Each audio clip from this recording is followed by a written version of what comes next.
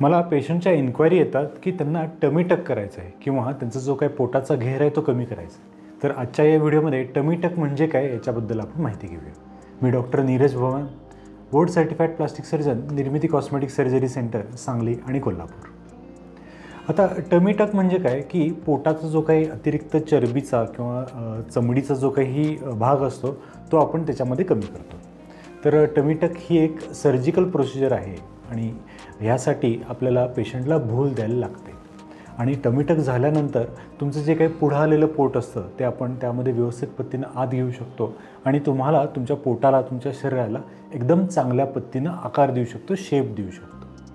आता tummy tuck कोणासाठी असतं तर ज्यांचं पोट भरपूर पुढं आलेलं आहे, एस्पेशली महिलांमध्ये प्रेग्नन्सी झाल्यानंतर, डिलिव्हरी झाल्यानंतर जे काही पुढं आलेलं पोट असतं ते टमी टक किंवा ॲब्डोमेनोप्लास्टीमध्ये आपल्याला आत घेता येतं। अनेक महिला खूप एक्सरसाइज केल्यानंतर पण किंवा व्यायाम केला, डाएट केला, ते जरी केल्यानंतर पण त्यांचा जो काही पोटाचा घेर असतो किंवा जी काय अतिरिक्त चरबी असते ती कमी येत नाही, तर ती आपण ॲब्डोमेनोप्लास्टी किंवा टमी टकच्या मदतीनं आपल्याला व्यवस्थित पद्धतीनं आत घेता येते।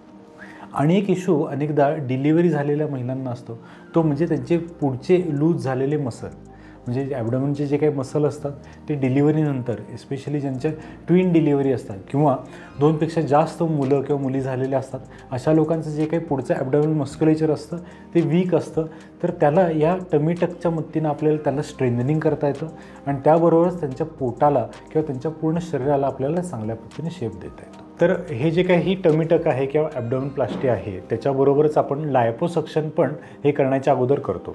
हे लायपोसक्शन आपण 360 डिग्री लायपोसक्शन करतो, ज्याच्यामध्ये पोटाचा पुढचा भाग, बाजूचा भाग आणि पाठीमागचा भाग यातले जे काही अतिरिक्त फॅट असतं ते आपण काढून घेतो आणि त्यानंतर जी काही अतिरिक्त राहिलेली चमडी असते ती आपण काढून त्या खालच्या बाजूला, म्हणजे जिथं तुमचे अंडरगार्मेंट्स असतात त्या ठिकाणी आपण तो जोडतो आणि जो काही राहिलेला स्कार असतो तो वरून दिसत नाही, कारण तो अंडरगार्मेंट्स याच्यामध्ये लपून जातो आणि जसं जसं टाईम जाईल तसा तो स्कार घालवण्यासाठी पण आपल्याला विविध प्रोसिजर्स आहेत, त्याच्या मदतीनं आपल्याला तो स्कार पण कमी करता येतो।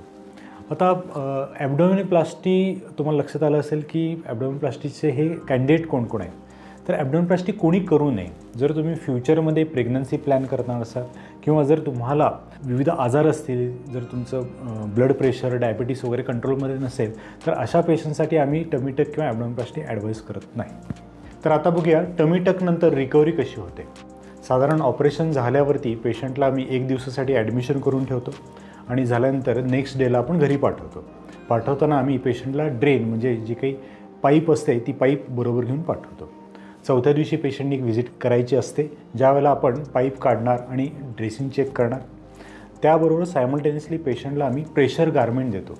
हे प्रेशर गारमेंट पेशंटनी कंटिन्युअसली 1 महिन्यासाठी घालायचे असतं। चौथ्या दिवसाच्या पुढं पेशंटनी कारण normal day to day activities करू शकतो, घरची जी काही कामं असतात ती सगळी करू शकतो, रुटीन वॉक वगैरे करू शकतो। जे काही हेवी एक्सरसाइज करायचे असतात, योगासन करायचे असतात, जिम वगैरे करायची असते, ती साधारण 1 महिन्यानंतर किंवा 6 आठवड्यानंतर आम्ही ॲडवाईस करतो। त्याबरोबरच पेशंटला काही लिम्फॅटिक मसाज, म्हणजे ऑपरेशननंतर जी काही येणारी सूज असते ती कमी करण्यासाठी जे काही लिम्फॅटिक मसाज आम्ही ॲडवाईस करतो। त्याबरोबरच पेशंटला निर्मितीकडून काही फ्री अल्ट्रासॉनिक लायपोसक्शन झाल्यानंतरचे अल्ट्रासॉनिकचे मसाजचे सेशन्स पण आम्ही ॲडवाईस करतो। तुम्हाला ऑपरेशन झाल्यानंतर पेशंटला साधारण एक 48 ते 72 तासामध्ये बऱ्यापैकी सूज येते। ती सूज जसा टाईम जातो तशी ती कमी होत जाते। 50% रिझल्ट येण्यासाठी साधारण 15 म्हणजे 15 दिवस लागतात आणि फायनल रिझल्ट दिसायला साधारण 3 ते 4 महिने लागतात।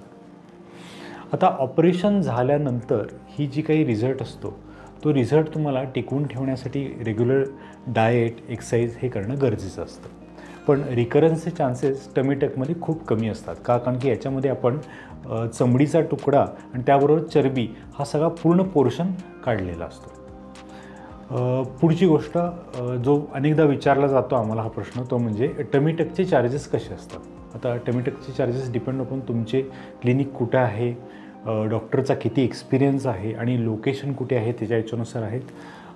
काही क्लिनिक म्हणजे दिल्लीमधले काही क्लिनिक आहेत ते मी असं ऐकलं की ऑलमोस्ट 4 ते 5 लाख पर सर्जरीचे एवढ्यापर्यंत पण चार्ज करतात।